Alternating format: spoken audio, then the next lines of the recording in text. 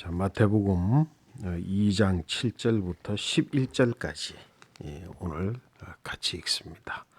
이에 헤롯이 가만히 박사들을 불러 별이 나타난 때를 자세히 묻고 베들레헴으로 보내며 이르되 가서 아기에 대하여 자세히 알아보고 찾거든 내게 고하여 나도 가서 그에게 경배하게 하라. 박사들이 왕의 말을 듣고 갈새 동방에서 보던 그 별이 문득 앞서 인도하여 가다가 아기 있는 곳 위에 머물러 서 있는지라. 그들이 별을 보고 매우 크게 기뻐하더라. 집에 들어가 아기와 그의 어머니 마리아가 함께 있는 것을 보고 엎드려 아기께 경배하고 보배압을 열어 황금과 유향과 모략을 예물로 드리니라. 아멘. 아멘. 오늘 이제 계속해서 예수 그리스도의 탄생에 대한 이야기를 우리 합니다. 이제 성탄절 며칠 남지 않았어요, 그죠? 며칠 남지 않았는데 탄생에 대한 이야기들을 좀 상세하게 이야기하면서 우리가 이번에 근본 성탄절은 조금 다른 의미로 성탄절을 맞이하는 그런 계기가 됐으면 좋겠어요. 오늘은 동방박사 이야기를 좀 구체적으로 한번 해보면 좋겠네. 동방박사는 어디 민족 어디 나라 사람인지에 대해서는 성경에 밝힌 바가 없고 그것이 또 그렇게 중요하게 여기지도 않고 그래서 그것에 대한 언어 출신이다 이렇게 주장하는 연구라든지 이런 것들은 별 의미 없이 없어서 그리 확고하게 진행된 것 같지는 않아요. 다만 이제 그 성경 본문에서 오늘 우리가 읽지 않은 본문 앞에 보면 이 동방박사들이 어쨌든 그 먼 거리를 이동을 해서 와서 이르게 된 곳이 바로 예루살렘이고 그 예루살렘에 와서 그들이 처음으로 했던 이야기가 2절 말씀에 나오는데 2절 말씀에 보면 유대인의 왕으로 나신 이가 어디 계시냐. 우리가 동방에서부터 그의 별을 보고 그에게 경배하러 왔노라. 우리 성탄절 그러면 별 이야기는 반드시 나오잖아, 그제? 별이 인도하여서 별의 인도함을 따라서 동방에서부터 우리가 온 박사들이다. 그러면서 여기 말하기를 뭐라고? 유대인의 왕으로 나신 이가 어디 있느냐. 그러니까 이 말로 인해서 3절 보니까 뭐라고? 헤롯 왕과 온 예루살렘이 듣고 뭐 했다고? 소동을 했어. 소동. 그러니까 예루살렘 헤롯 왕과 더불어서 예루살렘 사람들이 이 이야기를 듣고 소동을 했다고 한다면 갑자기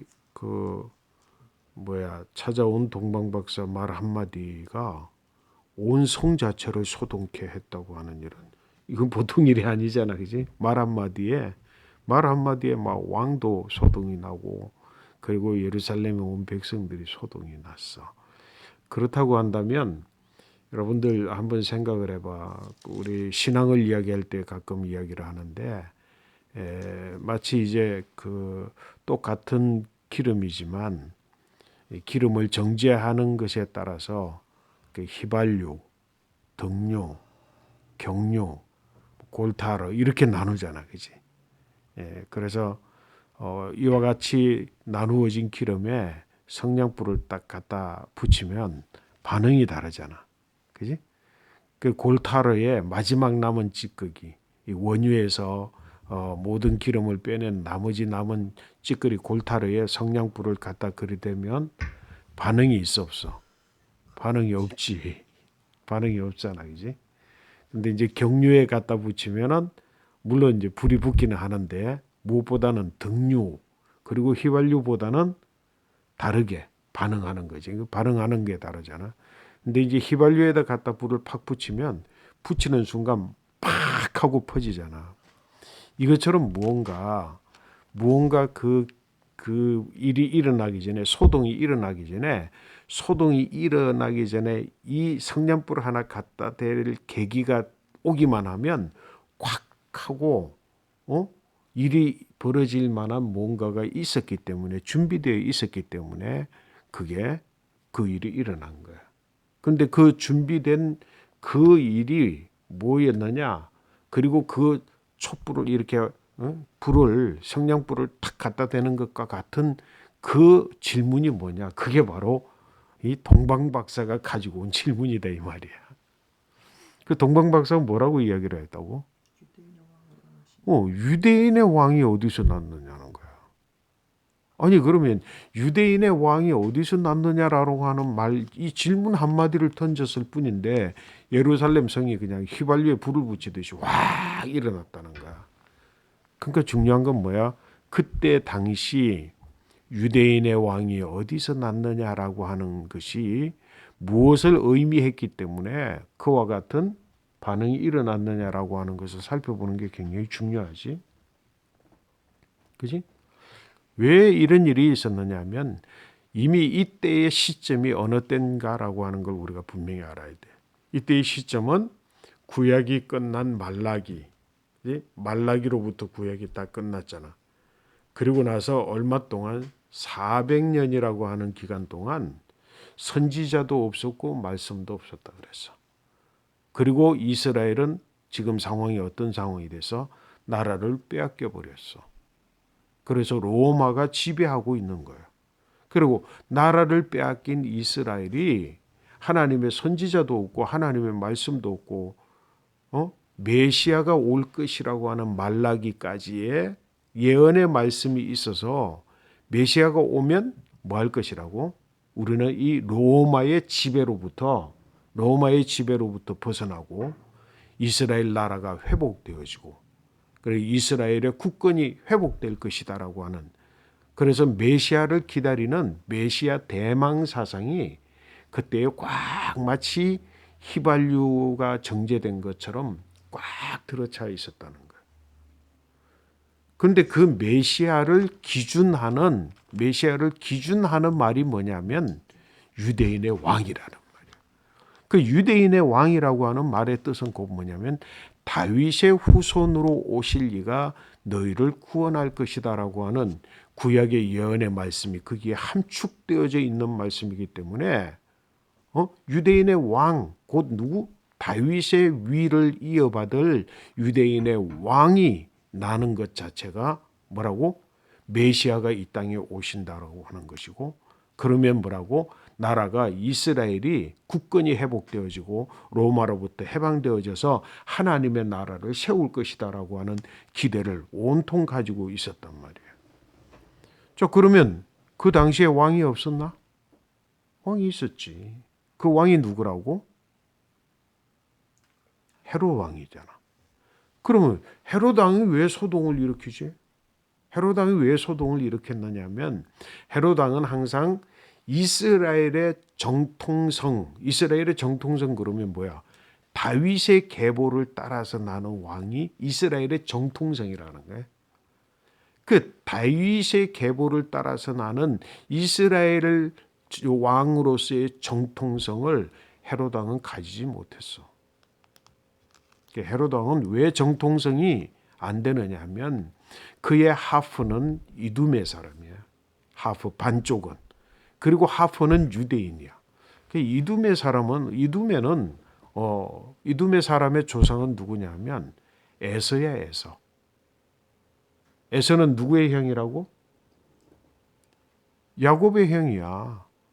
그 야곱이 이스라엘이야. 그 야곱을 변하여서 하나님께서 이스라엘이라고 하였고, 그래서 그 이스라엘이 아브라함과 이삭과 야곱의 정통, 그 정통성을 가지게 되었는데, 그 야곱의 형인 에서는 야곱에게 장자권을 팔아먹고 팥죽한 거, 그죠? 그리고 아버지 이삭으로부터 아브라함의 축복권을 이어받은 이삭으로부터 축복하는 그 축복권을 야곱에게 뺏겨버려서, 그래서 에서가 야곱이 하란에서부터 이스라엘 본토로 다시 돌아왔을 때 에서가 자기 스스로가 야곱에게 이스라엘 땅을 내주고 그들은 저 밑에 부분으로 내려가서 거기에서 이두메의 조상이 되어서 지내왔어요. 그 출신이라는 거야. 그러니까 뭐야? 완전히 이스라엘 정통성에서 다윗 왕의 정통성에서 완전히 벗어났을 뿐만 아니라 하나님의 아브라함, 이삭, 야곱이라고 하는 하나님의 축복, 하나님의 나라 그 정통성에서 완전히 벗어났던 에서의 반쪽이기 때문에 그는 항상 불안했고 국민들은 또한 정통성을 가지지 못했다라고 하는 것을 알기 때문에 뭐야? 유대인의 왕이다라고 그러면 이제는 왕권도 정통성을 회복할 것이고 그리고 나라 이스라엘도 로마로부터 다시 회복할 것이다라고 하는 것을 가지고 있었기 때문에 온 성이 소동하는. 이 온 성이 소동했을 때 유대인의 왕이 어디서 났느냐? 그러면 제일 긴장하는 사람이 누구야? 당연히 헤롯 왕이지. 그지? 당연히 헤롯 왕이니까 헤롯 왕은 이 일에 있어서 뭐 해야 되겠어? 가장 민첩하게 이 일을 해결해야 되지. 그렇지 않으면 자기의 왕권을 이제 완전히 빼앗기게 됐으니까. 그래서 오늘 성경 말씀에 보면 모든 제사장들과 백성들의 서기관들을 다 모아서 그가 뭐라 그랬어? 그리스도가 어디에서 나겠느냐. 자, 동방박사들은 유대인의 왕이 어디서 나느냐 이렇게 질문했잖아. 그지? 유대인의 왕이 어디서 났느냐? 우리가 동방에서부터 와서 그를 경배하러 왔다. 그 유대인의 왕에 대한 이야기를 했을 뿐인데 뭐라고? 헤롯 왕이 자신의 입을 벌려서 뭐라 그랬어? 그리스도가 어디에서 나겠느냐 이렇게 이야기하는 거야. 다윗의 후손이 어디에서 나겠느냐 아니면 다윗의 정통성을 가진 유대인의 왕이 어디서 나겠느냐 이렇게 이야기를 하면 좋은데 뭐라고? 그리스도가 어디서? 그리스도라고 하는 말은 뭐니? 메시아라고 하는 뜻이고 구원자라고 하는 뜻이고 이스라엘의 정통성을 회복할 자라고 하는 거야. 이 이야기를 누가 먼저 하는 거지? 헤롯이 먼저 이야기하는 거야. 야, 이거 성경 속에는 이와 같은 일이 있는 거지. 그냥 동방박사는 와서 유대인의 왕이 어디 있느냐라고 물었을 뿐인데 그가 긴장을 해서 모든 대제사장들과 서기관들을 다 모아가지고 구약 성경 속에 예언된 말씀들을 찾으면서 예언된 말씀을 찾으면서 그리스도가 어디에서 났느냐 이렇게 질문을 하는 거지. 이 놀라운 일이지, 그지? 이 얼마나 놀라운 일이야. 다시 말해서 그 명쾌하게 나신 분이 단순히 유대인의 왕이 아니라 메시아로 그리스도로 난 그 왕이 어디 있느냐라고 이야기를 하는 거지. 이건 아이러니야. 그지? 정말로 하나님을 기다리는 백성들의 입에서 그리스도가 났다 이 이야기하기 전에 그걸 막으려고 하는, 없이 하려고 하는 헤롯 왕의 입에서 그리스도가 어디서 났느냐. 그렇게 질문을 하게 되는 거지. 그래서 서기관들이 다 모여서 메시아 그리스도 어디에 났는지를 알아본 것이 바로 베들레헴이라고. 그래서 베들레헴입니다. 이렇게 가르쳐 주니까 이제는 해답을 알아. 그지? 그리고 제 해답 속에서 자기가 무엇을 해야 될지를 이미 알고 결정을 하고 마음속에 간직한 그가 이제부터는 이제부터는 자기의 왕권을 지키기 위한 일을 위하여서 모략을 꾸미기 시작하는 거지. 인간성이 이렇게 보면 예수 그리스도의 나심의 사건 속에는 인간의 헤롯 왕을 통해서 인간성을 드러내 보이는 역사가 또한 성경에 기록되어 있는 것이. 그래서 동방박사를 마치 돕는 것처럼 동방박사들에게 궁금한 질문에 해답을 주는 것처럼 불러서 야, 베들레헴이라고 하는 곳에 너희가 질문해서 내가 이렇게 다 모아가지고 서기관들을 모으고 다 모아가지고 어디를 보니까 베들레헴이라고 하는 동네다. 너희는 가서 그 베들레헴에 가서 그 그리스도 어린 아기 왕에게, 유대인의 왕에게 너희가 절을 하고 경배를 하고 난 다음에 다시 돌아와서 내게 알려다오. 그래야만 나도 새로 태어난 이스라엘의 정통성을 가진 왕에게 가서 나도 경배하마. 이건 뭐야? 속이는 말이지. 그지? 이 속이는 말로 마치 동방박사를 돕는 듯한, 해답을 주는 듯한 그것을 이야기하면서 풀려서 별이 나타난 때를 상세하게 물어보는 거예요. 어느 때에 별이 나타났느냐. 그 별의 징조에 대하여서 더 상세하게 묻고는 그들을 베들레헴으로 보내었어요. 그래서 나도 가서 그에게 경배하도록 나에게 정보를 달라고 그렇게 이야기를 하는 것을 보면 그들은 나가서 이걸 뭐라고? 동방박사는 알아 몰라? 전혀 모르지. 가면서 뭐라고 이야기했겠어? 야, 그 왕 참 대단하다. 좋은 사람이다. 우린 그냥 이렇게 단순히 물었을 뿐인데 전국적으로 대제사장, 서기관들을 다 모아서 알아보고 우리한테 알려주니까 참 이스라엘이라고 하는 나라 그리고 헤롯 왕에 대한 좋은 인상을 가지고 갔을 거예요. 그래서 기쁨으로 다시 나타난 별, 그 별을 따라서 베들레헴에 가서 오늘 성경 말씀해 보니까 집에 들어가 아기와 그의 어머니 마리아가 함께 있는 것을 보고 엎드려 아기께 경배하고 보배합을 열어서 무엇을?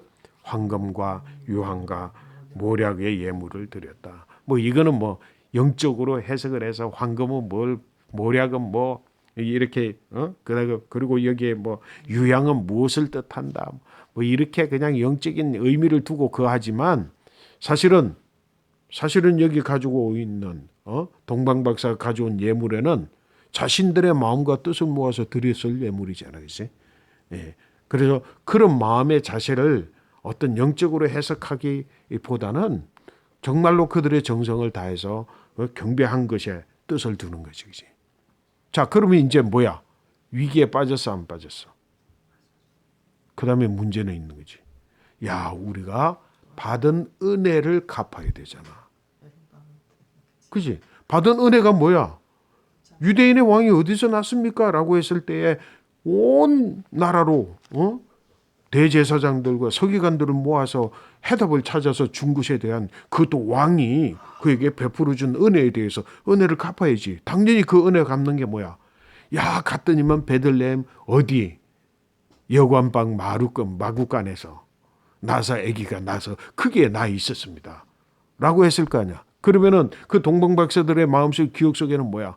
왕이 그래도 다 우리가 가지고 온 것은 이 불과 여기 우리 선물은 이것에 불과했겠지만 왕은 더 많은 예물을 가지고 와서 경배할 것이라는 기대감을 가지고 그걸로 돌아가려고 했을 때 위기지. 하나님의 거룩한 역사, 경배, 이 역사는 때가 찬 때에 이 땅에 오셨는데 그 이 땅에 오면서부터 위기의 상황이 벌어지는데 그 위기를 지금 쏟고 있는 그러니까 동방박사가 전혀 예상하지 못하는 쏟고 있는 부분이 누구에 의해서? 헤롯에 의해서 엄청난 일이 벌어질 것이라고 하는 거예요. 우리가 한번 질문을 좀 해보자. 여러분, 이 성경을 보면서 이런 질문은 심각하게 해볼 필요가 있는 질문이야. 만약에 동방박사가 헤롯 왕에게 가가지고 자세하게 상세하게 이야기를 했더라면, 그리고 헤롯 왕이 자신의 목적을 성취하기 이루기 위해서 그것을 따라서 와서 예수를 만났더라면 누가 죽어? 예수 한 명만 죽지. 그지? 예수 한 명만 죽고 끝나는 일이야. 근데 뭐라고? 하나님께서 이때 개입을 하셔서 하나님의 역사가 개입을 해서 뭐라고? 꿈에 나타나서 헤롯에게 나타나서 천사가 나타나서 뭐라고? 그 꿈에 나타나서 천사가 나타나서 동방박사들에게 나타나서 뭐라고? 헤롯에게 돌아가지 말아라. 너희가 돌아가라. 그리고는 그 꿈의 역사가 그래서 이제 동방박사들이 피하고 난 다음에 또다시 떠난 후에 주의 사자가 요셉에게 나타나서 숨겨졌던 업무를 드러내서 이야기를 하는 거야. 숨겨졌던 업무가 뭐야? 야, 지금 헤롯이 아기 예수 난 이곳을 향하여 와서 예수를 죽일 것이다. 너는 일어나서 아기와 아내를 데리고 애굽으로 피신하라고 하는 말씀을 주시는 거야. 그게 전혀 예상치 못한 것으로 뭐라고 요셉이 그 말을 따라서 애굽으로 피신했는데 그 피신한 것으로 인하여서 역사적으로 무슨 일이 일어났어? 헤롯 왕 와서 보니까 가만히 기다리는데 동방박사는 오지 않는 거야. 그러니까 뭐야? 아기 예수, 정통성을 가진 그리스도, 유대인의 왕이 가만히 두면은 안 될 일이니까 그가 군사를 일으켜 와서 찾다가 찾지 못하니까 뭐야? 2살 이하로 아까 이야기했잖아요. 어느 때부터 별이 너희들을 인도했느냐 물었던 그것을 따져서 2살 이후에 있는 2살 아래에 있는 모든 아이들을 그곳에서 다 쳐서 죽이고 말았어. 여러분 어떻게 생각해? 메시아의 오심으로 인해서 메시아 아기 예수 한 명이 죽은 것을 대신하여 죽는 것을 대신해서 뭐라고? 거기에 있는 베들레헴에 있는 모든 어린아이들 2살 이하의 어린아이들이 죽음을 당하는 거예요. 우리 신앙인들이 이건 그냥 묻고 넘어가지. 그지? 이것은 그냥 묻고 넘어가잖아. 예수 그리스도 한 명을 살리기 위해서 2살 이하의 어린아이들의 다 죽고 그리고 그들 부모들의 울음소리가 일어나는. 이건 무엇을 이야기하는 거지? 여러분 이 이야기에 대해서 2살 이하의 아이들의 죽음은 아무 의미가 없는 건가? 그래도 되는 건가? 근데 우리 기독교 역사들은 이것을 그냥 듣고 넘어가는데 이것을 통해서 우리는 성경을 통해서 무엇을 이야기해야 되는 거지? 인류의 죄악상, 헤롯의 죄악상, 그것은 곧 인간의 죄의 모습이다라고 하는 거죠. 메시아는 또한 뭐라고? 메시아는 예수 그리스도는 이 땅에 오실 때에 이 세상에 속한 것은 아무것도 가지지 않았어. 요셉의 일반적인 집의 가정의 수준의 그런 가정에 태어나는 어린 아이로서의 그것조차도 가지지 못한 채 뭐라고? 말 구유통에 강포에 덮여서 그리고 심지어는 이제 뭐야? 심지어는 뭐야? 갈릴리에 있는 집마저도 잃어버린 거지. 그렇잖아. 갈릴리에 있는 집마저도 잃어버리고 어디로 도망가서 애굽으로 저 먼 길 애굽으로 도망가서 거기에서 아무것도 없는 것으로 다시 시작해야 되는 가난한 아이로 그렇게 이 땅에 태어나잖아. 이 모든 것들의 출발점은 어디에서부터 출발된 거야? 헤롯 왕, 인간의 죄. 인간의 죄는 자신의 주어진 어떤 것, 왕권이라고 하는 것을 잃어버리지 않기 위해서 이와 같이 2살 이하의 어린아이들은 한 명 그리스도를 대신해서 죽일 만큼이나 인간의 죄악은 포악하고 인류의 역사는 그렇게 되어지고 아무것도 가지지 않고 오직 뭐만 가졌어? 예수 그리스도 이 땅에 태어나는 거예요. 오직 하늘의 뜻만 가지고 태어난 예수 그리스도. 그 하늘의 뜻 외에는 이 세상에 어떤 것도 가지지 않은 예수 그리스도의 출발점 그 시작은 그들의 죽음을 대신할 만큼 소중한 것이었기 때문에 하나님은 그의 생명을 애굽으로 돌리는 것을 우리는 이것을 통해서도 우리에게 주어지는 교훈을 충분히 마음속에 간직하고 이 성탄절을 보내야 된다는 거지. 어쩌면 이 기독교인들은 성탄절을 기쁨으로 맞이해야 되는 것이 아니라 2살 이후의 아이들이 죽음을 담보로 해서라도 이 땅에 태어나서 이 땅에 인류의 죄인들을 구속하기 위해서 피신하여서 아무것도 가지지 않은 것으로 출발하는 아기 예수 그리스도. 그분의 삶의 모습과 더불어서 2살 이하의 죽음을 죽게 했던 헤롯 왕의 포악성과 인간의 죄악성 모습이 우리에게도 여전히 내게 주어진 어떤 것을 잃지 않기 위해서 내가 이와 같은 일을 행할 수 있는 인간의 죄성이라고 하는 것을 우리가 살펴보면서 성탄절을 맞이하는 그런 일들이 우리 가운데 있어야 될 줄로 믿습니다.